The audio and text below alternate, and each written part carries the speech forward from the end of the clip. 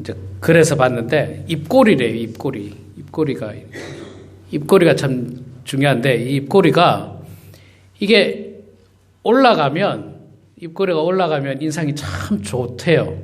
입꼬리가 올라가면 인상이 좋대요. 그래서 실제로 성형외과에서 입꼬리를 올리는 수술이 있대요. 이게 살짝 올리는 수술이 인상이 굉장히 좋답니다.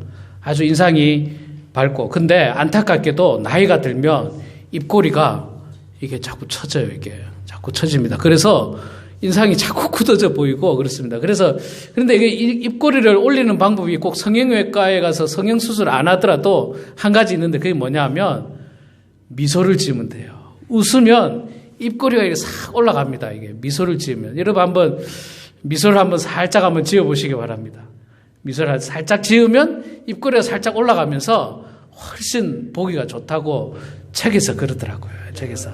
그래서 여러분, 성형외과 가서 입꼬리 올리지 마시고 평소에 늘 웃는 얼굴로 이렇게 대해 주시면 인상도 참 좋고요. 보는 사람도 참 좋아요. 보는 사람도 좋습니다. 그래서 여러분들, 제가 이제 이 설교를 준비하면서 제가 지나간 설교를 제가 영상을 좀 봤어요. 저는 입꼬리를 올리고 있는지 좀 웃는 모양인지 아니면 무뚝뚝한지 보니까 처음에는 좀 웃는 듯한 얼굴이더니 이제 가면 갈수록 좋게 말하면 진지하게 하지만 그렇게 이렇게 인상이 좋지 않더라고요. 그래서 이게 참 정말 이 인상도 좀 좋게 하려고 노력을 해야 되겠구나 그런 생각을 좀 많이 해봤습니다.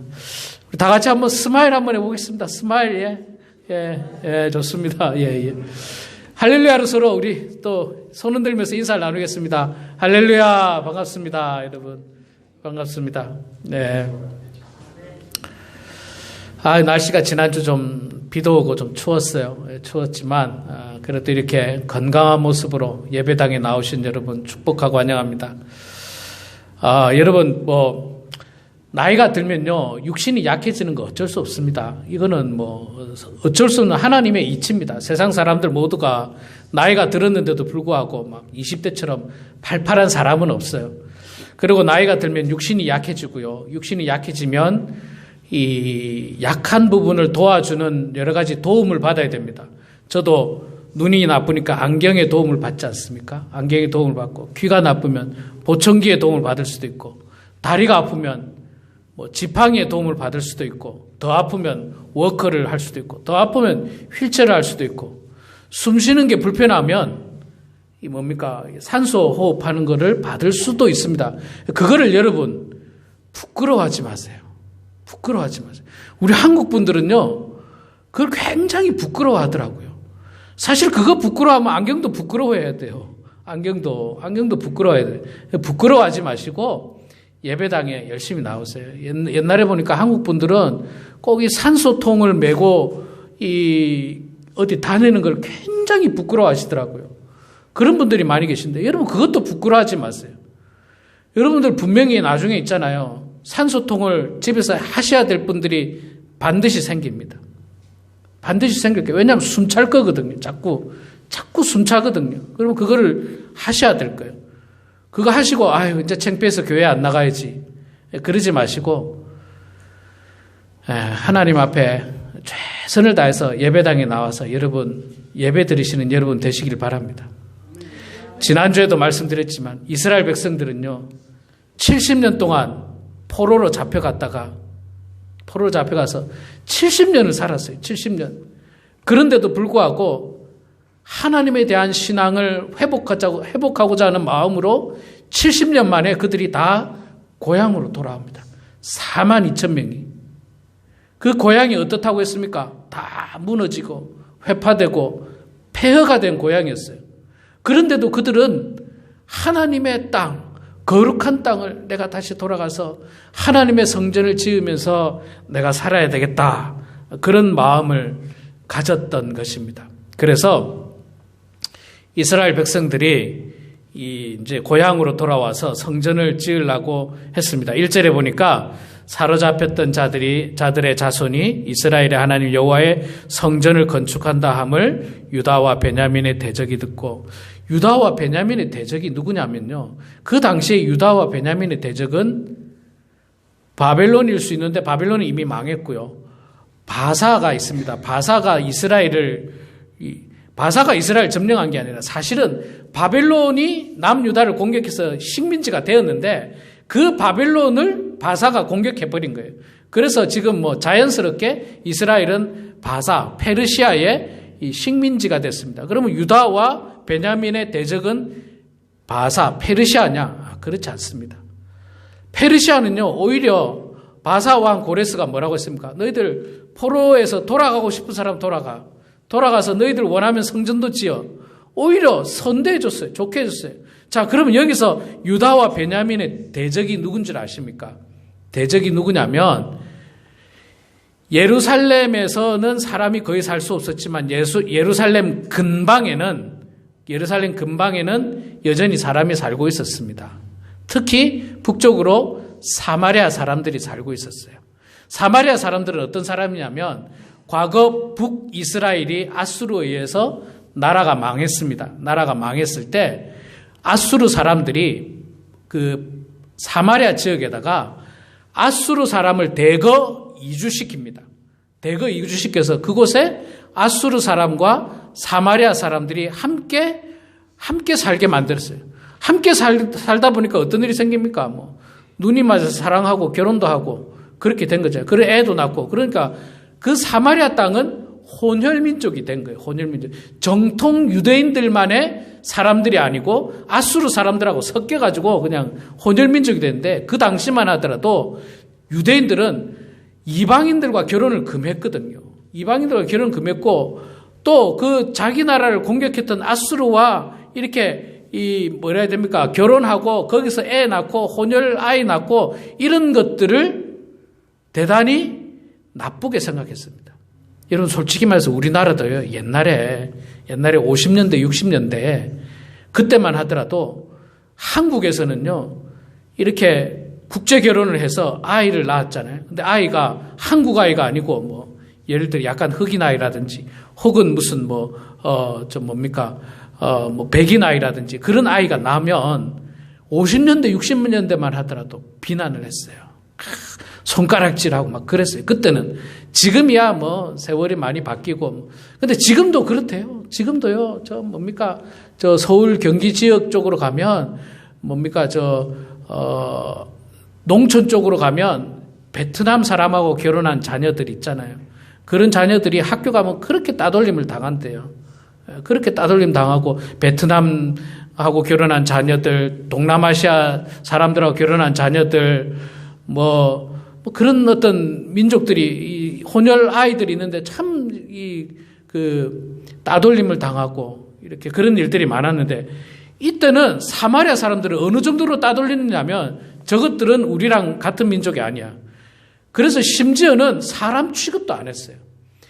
유대인과 베냐민 사람, 유다 민족과 베냐민 사람들은 사마리아 사람들을 사람 취급도 안 했어요. 그런데 이 사마리아 사람들은 그때 살고 있었거든요. 그 사람들이 살고 70년 넘게 계속 살고 있었습니다. 계속 살고 있었는데 예루살렘이 망하면서 예루살렘에 있던 남유다 사람들, 유대인들이 다 포로로 잡혀가서 그 동네가 그냥 사마리아 사람들이 주도권을 가지고 있었습니다. 그런데 어느 날 갑자기 유대인들이 돌아온다는 거예요. 돌아와서 성전을 짓겠다는 거예요. 그러면 돌아와서 성전을 짓는다는 말은 무슨 말입니까? 또다시 그 땅의 주도권을 유대인들이 갖겠다는 거거든요. 그래서 사마리아인들이 거기에 대해서 반감을 가지고 있었어요. 싫어했습니다. 싫어해가지고 그들이 돌아와서 성전을 짓는다니까 방해할 계획을 가지고 있었습니다. 방해할 계획을 가지고 있는데 1절에 보니까 하나님의 여호와의 성전을 건축한다 함을 유다와 베냐민의 대적이 듣고 사마리아 사람들이 듣고 뭐라고 말하느냐면요. 스룹바벨과 족장들에게 나아가서 이르되 우리도 너희와 함께 건축하게 하라. 우리가 너희들 건축하는데 도와줄게. 너희와 같이 너희 하나님을 찾노라. 아수르 왕 에살핫돈이 우리를 이리 오게 한 날부터 우리가 하나님께 제사를 드리노라. 우리가 원래 여기 제사 드렸으니까 우리가 성전 짓는데 도와줄게. 그렇게 이야기합니다. 근데 여러분, 성전을 짓는데 도와준다니까 좋잖아요. 고맙잖아요. 그런데도 불구하고 스룹바벨과 예수아는 여호수아를 말합니다. 여호수아. 구약에 나오는 여호수아하고 다른 사람입니다. 시대가 다른 사람. 이름만 같은 사람. 스룹바벨과 예수와 비롯하여서 족장들이 그 도움에 대해서 너희는 우리와 상관이 없느니라 거절을 합니다. 거절을 해요. 아니 한 사람이라도 도와주면 좋을 텐데 왜 거절을 할까요? 거절하는 데는 이유가 있어요. 왜 그러냐면요. 첫째 그들은 사마리아 사람이었지 않습니까? 제가 이야기했듯이 그들은 이미 하나님에 대한 계명을 어기고 이방인과 결혼하지 말라는 계명을 어기고 혼혈민족이 되어버린 거예요. 그게 첫 번째 이유가 될 수 있고 그 다음에 혼혈민족이라 하더라도 하나님을 잘 섬기면 되는데 사실 그들은 하나님을 잘 섬기는 사람들이 아니었습니다. 그들은 그냥 온갖 잡신을 다 같이 섬기는 사람이었어요. 다신교들이었어요. 다신교들. 그들이 다신교인지를 어떻게 아느냐. 아까 우리 조금 전에 2절을 봤는데 2절에 보니까 그 사람들이 말하기를 이렇게 표현합니다. 2절 제가 볼게요. 스룹바벨과 족장들에게 나와 이르되 우리도 너희와 함께 건축하게 하라. 우리도 너희같이 너희 하나님을 찾노라. 너희 하나님을 찾노라? 우리가 하나님을 섬기면 하나님을 향해서 너희 하나님이라고 표현합니까? 아니요. 우리 하나님이라고 표현하죠. 하나님을 잘 믿는 사람은 우리 하나님이라고 하지 너희 하나님이라고 어떻게 그렇게 표현합니까? 말도 안 되는 거예요. 그래서 이것을 통해서 볼 때 사마리아 사람들은요. 하나님을 믿기는 믿되 여러 신들 중에 한 사람이에요. 여러 신들 중에 하나. 그러니까 야 너희들이 믿는 하나님 우리도 그동안 예배 드렸었어 라고 이야기하는 거예요. 그런데 이건 거짓말입니다. 거짓말이에요. 여러 신들 중에 하나. 하나님은 그렇게 믿는 게 아니에요. 여러분 하나님은 유일하신 하나님이기 때문에 우리가 하나님만을 믿고 섬기는 거지 이 신도 믿고 저 신도 믿고 이 신도 믿고 나무 신도 믿고 돌 신도 믿고 하늘 신도 믿고 땅 신도 믿고 바다 신도 믿고 이런 신들 믿는 가운데 하나님 믿는 것은 온전한 신앙이 아니에요. 그리고 우리는 하나님을 표현할 때 우리 하나님이에요. 우리 하나님. 우리 아버지, 우리 어머니, 우리 가족이지 너희 아버지, 너희 어머니. 그런 표현을 우리가 쓰지 않습니다. 그러니까 이 표현 자체를 통해서 볼 때 사마리아 사람들은 하나님을 온전히 섬기는 사람이 결코 아니었습니다. 자, 그리고 설령 사마리아 사람들이 하나님을 잘 섬겼다 칩시다. 만약에 그랬다면 유대인과 베냐민 사람들이 너희들 도움이 필요 없다. 우리 힘으로 할게. 했을 때 그러느냐? 그럼 너희들 알아서 해라. 그러고 가만 놔두면 돼요. 그런데 이 사람들이 어떻게 합니까? 뒤에 나가서 보면 4절을 보니까 이로부터 그 땅 백성이 유대 백성의 손을 약하게 하여 그 건축을 방해한 거예요. 건축을 방해한 거예요. 내가 너희들 도와줄게. 그랬더니 그쪽에서 아니 안 도와줘도 괜찮아. 우리끼리 할 수 있어. 했더니 그 다음에 그래? 우리가 그럼 방해할게. 방해한다는 거예요. 그러니까 이거 방해한다는 마음은 벌써 처음부터 도와줄 마음이 없었어요. 도와주는 척하면서 방해할 목적으로 그들에게 다가갔던 겁니다. 자, 여러분 제가 계속해서 말씀드렸지만 우리 교회는 지금 제가 여러분들에게 이 말씀을 전하는 게 교회를 짓자는 게 아니에요. 우리 신앙을 회복하자는 겁니다. 우리의 무덤덤한 신앙을 회복하고 우리의 냉랭한 신앙을 회복하자고 제가 에스라서의 말씀을 전하고 있는데 이렇게 신앙을 회복하고 뭔가 열심히 해보려고 하면 방해하는 사람들이 있어요. 내 신앙을 방해하는 사람들이 있어요. 시비 거는 사람들이 있어요. 아무것도 아닌 거 가지고 시비 거는 사람이 있어요. 여러분, 저는 말씀드린 대로 어릴 때부터 교회를 다녔고, 25살 때부터 제가 전도사 생활을 했기 때문에 교회에 대해서 굉장히 잘 압니다.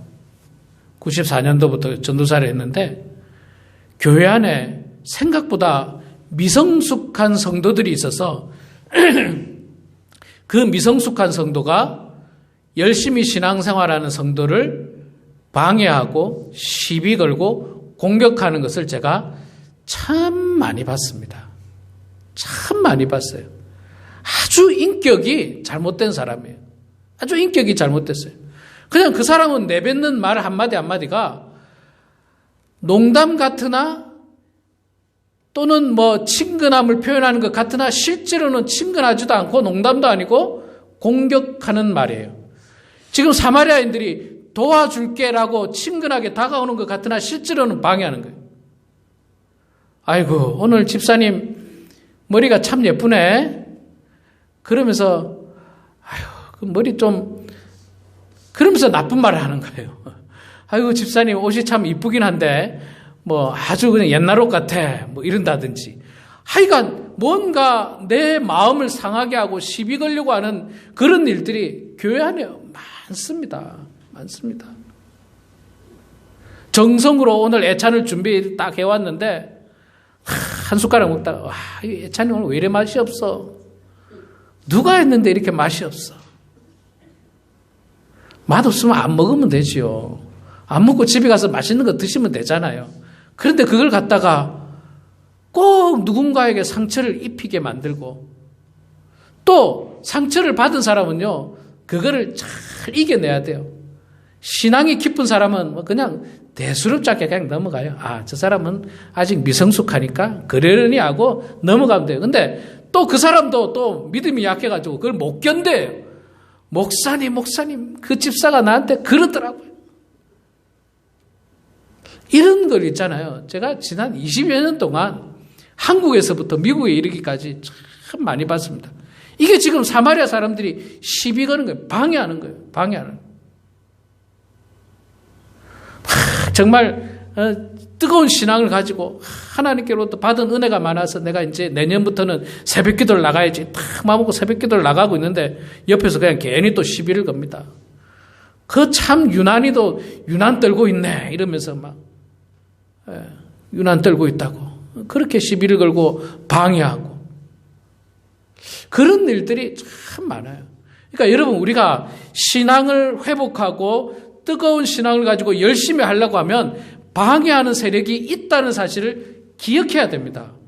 그리고 방해하는 세력이 있다는 것은 내가 지금 잘 가고 있다는 것을 반증하고 있어요.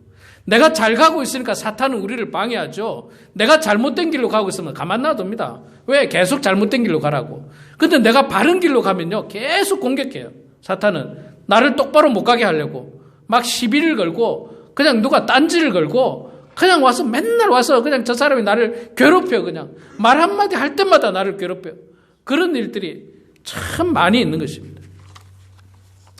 자, 이 사마리아 사람들이요, 자, 방해를 했다라고 이야기하죠.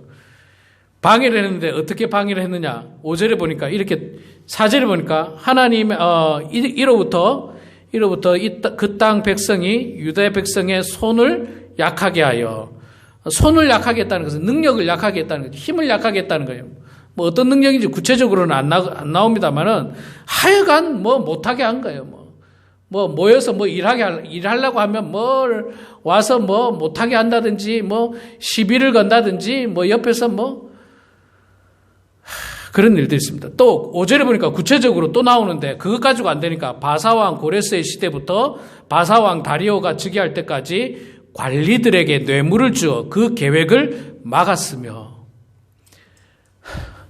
사실은 아무리 이 혼혈민족이라도 사마리아 사람하고 유대인들은 같은 나라잖아요. 이스라엘이라고 하는 같은 나라 사람이잖아요.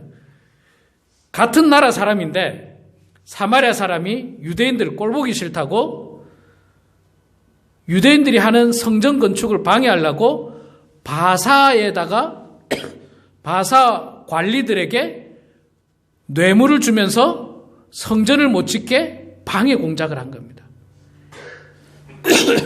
같은 민족이 서로 힘을 합해가지고 도와야 되는데 오히려 같은 민족인데 그 민족을 싫어하고 우리 민족을 침략했던 바사의 관리들에게 뇌물을 주고 저 사람들 그거 성전 못 짓게 하라고.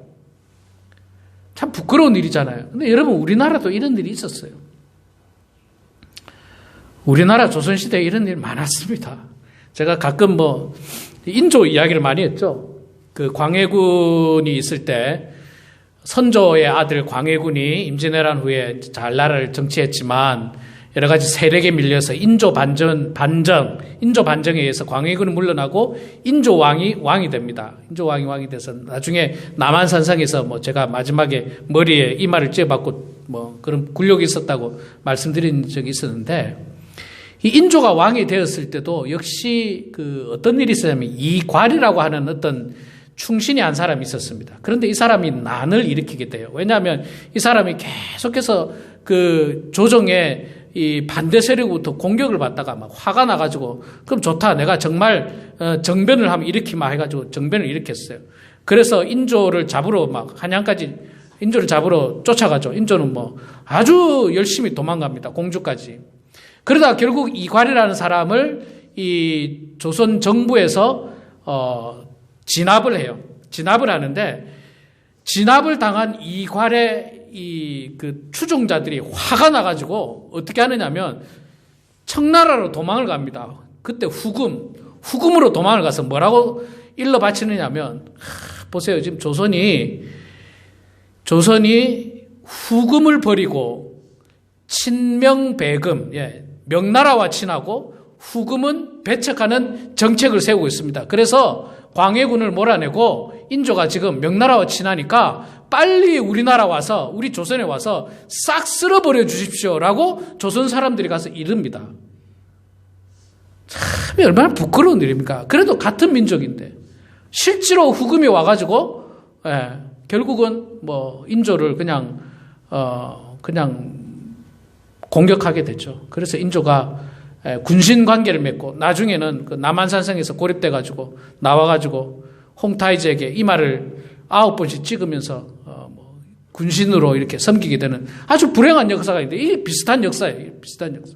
같은 민족인데도 시기 질투 때문에 다른 바사에다가 뇌물을 주고 우리 민족을 좀 쳐달라는 거예요. 우리 민족을 쟤들 다 쓸어달라는 거예요. 참 부끄러운 일이에요. 부끄러운 일. 이거는 무슨 말이냐면, 형하고 동생이 싸웠잖아요. 형하고 동생이 싸웠는데 동생이 형한테 싸우니까 안 되잖아요. 그래서 동생이 맞았어. 동생이 화가 나가지고 동네 깡패를 불러왔어. 돈 주고 동네 깡패 불러와가지고 우리 형 좀 때리라고. 이게 있을 수 있는 일입니까? 이게 있을 수 있는 일이에요. 이게 얼마나 부끄러운 일입니까? 아니, 싸우더라도 뭐 먼 일이 있더라도 형제끼리 뭐 그 결정을 봐야지. 힘이 안 되니까 동네 깡패 불러가지고 우리 형 때려달라는 거예요. 우리 형. 지금 사마리아 사람들이 그 일을 하고 있습니다. 그 일을 여러분 몇 년 동안 했는지 아세요? 바사왕 고레스 시대부터, 고레스 왕 때부터 바사왕 다리오 왕 때까지, 왕이 바뀔 때까지 뇌물을 주면서 성전을 못 짓겠습니다. 학자들은 그 기간을 16년이라고 이야기해요. 16년 동안 성전 못 짓게 계속 방해를 하는 거예요. 막 그냥 뇌물을 줘가면서 그냥 뭐 성전을 지으면 저들이 힘을 모아가지고 바사를 공격할 수 있습니다. 이렇게 모함하기도 하고요. 성전을 지으면 뭐 건축법이 어쩌고저쩌고 이럴 거고 뭐가 어쩌고저쩌고 뭐 할 거고, 또 뭐 황제 왕을 섬기지 않고 하나님만 섬길 겁니다. 아주 그냥 다양한 이유를 들어가면서, 그리고 그 이유만 들면 안 되니까 뇌물을 줘가면서 성전 건축을 방해하는 거예요. 사탄은요, 우리가 온전한 신앙을 가지고 열심히 신앙생활하는 것을 어떤 방법을 사용해서든지 방해합니다. 방해해요. 사탄은 사람들을 막 꼬드기죠. 밥 먹여주고 가면서 있잖아요. 밥 먹여주고 밥 사주고, 또 안 되면 반찬 갖다 주고, 그러면서 싸우게 만들어요. 싸우게 만들고, 교회가 깨지게 만들고, 우리 신앙이 무너지게 만들고. 그게 사탄의 계략이에요. 사탄의 계략. 여러분, 여기서 지금 사마리아인들이 성전을 못 짓게 하면 영원히 바사의 식민지밖에 더 됩니까? 영원히 바사의 노예들밖에 더 되겠습니까? 나라의 독립은 찾을 수도 없고, 하나님에 대한 신앙은 찾을 수도 없고, 다 잃어버리는 거예요.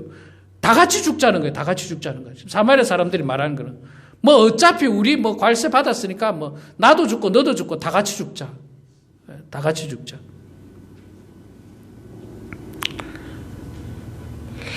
참 이게 참으로 안타까운 일입니다. 근데 여러분, 우리는 나라에 대한 문제가 아니고 교회에 대한 문제가 아니고 우리 신앙에 대한 문제예요. 우리 신앙에 대한 문제. 아이고, 목사님 이 나이에 뭐 합니까? 제가 아무것도 못하죠. 아이고, 목사님 그 성경 공부 옛날에 제가 다 했습니다. 여러분, 그런 마음 다 버리시기 바랍니다. 하나님을 향한 뜨거운 신앙을 가지시고 신앙을 날마다 회복하지 않으면 제가 지난주에도 말씀드렸듯이 앞으로 이 한국교회와 이민교회는 대단히 불행한 길을 걸을 가능성이 상당히 많습니다. 제가 집에서 집사람하고 그런 이야기 했어요. 앞으로 20년 후에 이민교회와 한국교회의 교인들의 숫자가 어떻게 될까? 앞으로 20년 후에. 제가 지난번에 30년 후에 한국교회가 25%라고 이야기했죠. 4천만 중에 1,000만이라고.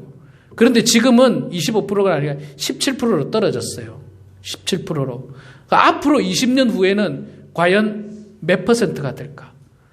저는 집사람한테 이야기하기를 이런 식으로 나가다가는 10%도 장담 못할 거라고.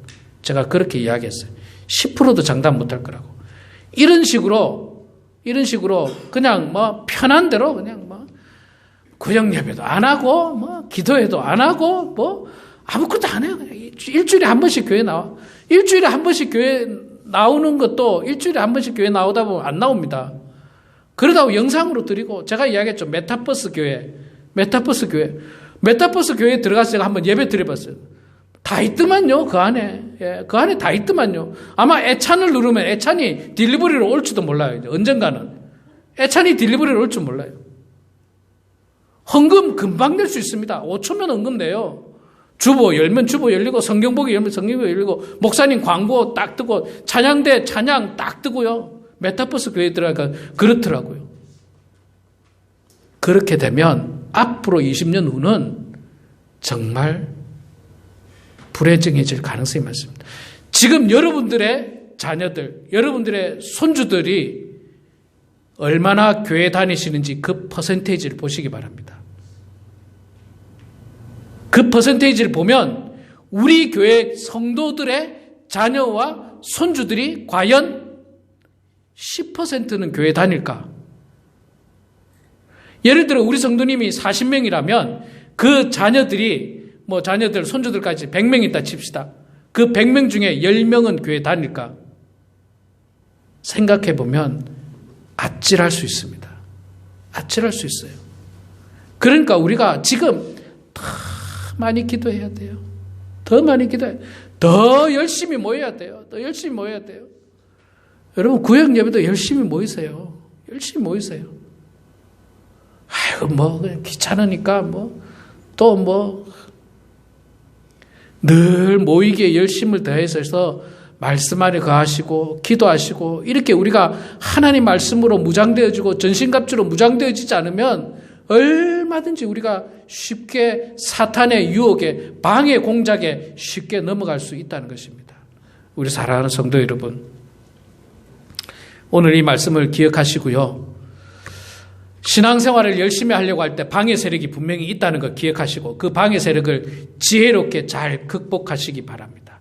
잘 이겨내시기 바랍니다.